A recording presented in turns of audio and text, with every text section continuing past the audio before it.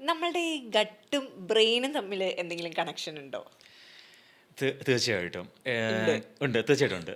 അതായത് പണ്ടൊക്കെ ഇതേക്കുറിച്ച് വലിയ വിവരമൊന്നും ഉണ്ടായിരുന്നില്ല. മേ ബി ഒരു 10, 15 വർഷമായിട്ടുള്ള ഒരു സയൻസാണ് ഗട്ടും ബ്രെയിനും തമ്മിലുള്ള കണക്ഷനെ കുറിച്ച് കൂടുതൽ അറിയാൻ തുടങ്ങിയത്. ഓക്കെ. ഞാൻ സിമ്പിളായിട്ടൊരു എക്സാമ്പിൾ പറഞ്ഞിട്ടുണ്ടെങ്കിൽ സെറട്ടോണിൻ എന്നുള്ളൊരു ഹോർമോണിനെ കുറിച്ച് കേട്ടിട്ടുണ്ടാവുമല്ലോ. സെറട്ടോണിൻ എന്ന് പറഞ്ഞാൽ നമ്മുടെ മൂഡൊക്കെ തരുന്ന നമ്മുടെ ഒരു ഹാപ്പിനെസ് ഹോർമോണാണ് സെറട്ടോണിൻ എന്ന് പറയുന്നത്. സോ ഇത് പണ്ടൊക്കെ നമ്മൾ വിചാരിച്ച് വെച്ചുകൊണ്ടിരിക്കുന്നത്, ഇപ്പം ഞങ്ങളൊക്കെ കോളേജിൽ പഠിക്കുന്ന സമയത്തൊക്കെ പഠിച്ചിരിക്കുന്നത് ഇതൊരു ബ്രെയിനിൽ ഉണ്ടാകുന്ന ഒരു ന്യൂറോ ട്രാൻസ്മിറ്ററാണ് എന്നാണ്.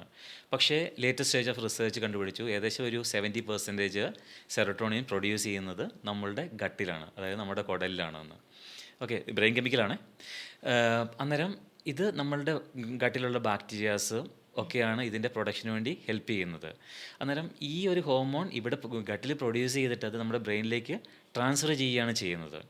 അന്നേരം ഡെഫിനറ്റ്ലി ഗട്ടും ബ്രെയിനും തമ്മിൽ റിലേഷൻഷിപ്പ് ഉണ്ട്.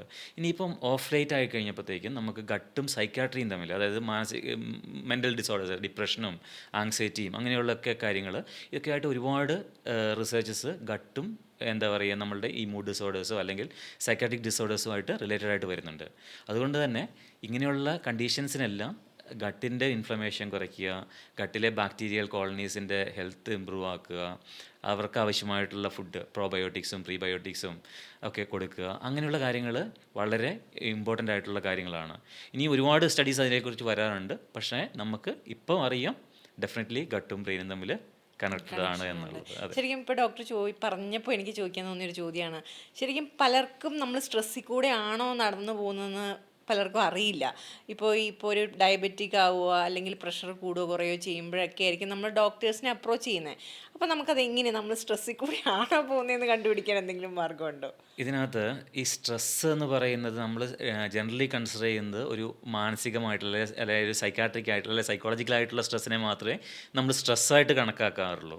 പക്ഷേ സ്ട്രെസ്സ് എന്ന് പറഞ്ഞാൽ അത് മാത്രമല്ല, ഒരു മനസ്സിനുണ്ടാകുന്നത് മാത്രമല്ല സ്ട്രെസ്സ്. സ്ട്രെസ്സ് എന്ന് പറഞ്ഞാൽ നമ്മുടെ ഫിസിക്കൽ ലെവലിലും ഉണ്ടാകാം. ഉദാഹരണത്തിന് നമ്മൾക്ക് ആവശ്യത്തിനുള്ള ന്യൂട്രിയൻസ് കിട്ടുന്നില്ല, ബോഡിനെ സംബന്ധിച്ചിടത്തോളം അത് സ്ട്രെസ്സാണ്. സ്ട്രെസ്സാണ്. അല്ലെങ്കിൽ നമ്മളുടെ ബോഡിക്ക് ആവശ്യത്തിനുള്ള ആക്ടിവിറ്റി കിട്ടുന്നില്ല, ബോഡിനെ സംബന്ധിച്ചിടത്തോളം അത് സ്ട്രെസ്സാണ്. അങ്ങനെ അല്ലെങ്കിൽ നമുക്ക് നല്ലൊരു റിലേഷൻഷിപ്പ് ഇല്ല, അത് സ്ട്രെസ്സാണ്. ഇപ്പം കഴിഞ്ഞ ദിവസം ഒരു ആർട്ടിക്കിൾ ഞാൻ കണ്ടു, loneliness is the new smoking എന്ന് പറഞ്ഞിട്ട്.